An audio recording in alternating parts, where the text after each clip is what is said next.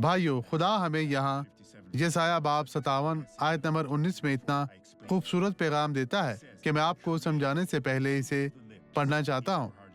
وہ کہتا ہے، خداوند فرماتا ہے، میں لبوں کا پھل پیدا کرتا ہوں۔ اگر آپ کا دل اچھا ہے تو خدا آپ کے ہونٹوں سے پھل پیدا کرے گا۔ یہ کلام کہتا ہے، لیکن اگر آپ کا دل شریر ہے تو خدا آپ کے ہونٹوں کا پھل نہیں بنائے گا۔ آپ صرف شیطان کے الفاظ بول سکتے ہیں، سلامتی سلامتی، اس کو جو دور ہے اور اس کو جو نزدیک ہے، اور میں ہی اسے صحت بخشوں گا۔ خدا پر ایمان رکھیں اور اپنی برکت پائیں۔ ایمان رکھیں کہ وہ ہمارے ساتھ ہے۔ مسیح میں آپ کی سلامتی ہو۔ اب یہ گواہی دیکھیں۔ میں اپنی ٹانگوں میں بہت درد محسوس کر رہی تھی۔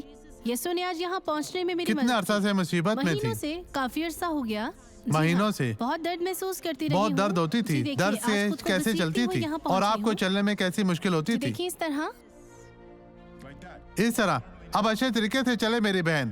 اسے دیکھیں میرے بھائیوں، یسوع نے اسے شفا دی ہے۔ ادھر آئیں بہن، واپس آئیں، واپس آئیں، بھاگتی ہوئی واپس آئیں۔ یہ ختم ہوا، یہ درد ختم ہو چکی ہے۔ پھر واپس بھاگتی ہوئی جائیں، چلے جائیں، چلے چلیں۔ باپ، میں اس شخص کے لیے دعا کرنے جا رہا ہوں جو میرے ساتھ دعا میں شامل ہے۔ میں اس شخص کو ہر طرح کی مصیبت، مشکل، پریشانی سے نجات دیتا ہوں۔ شیطان، تو اپنا سب کچھ لے اور ان لوگوں کی زندگی سے چلا جا، انہیں چھوڑ دے، کبھی بھی واپس نہ آنا۔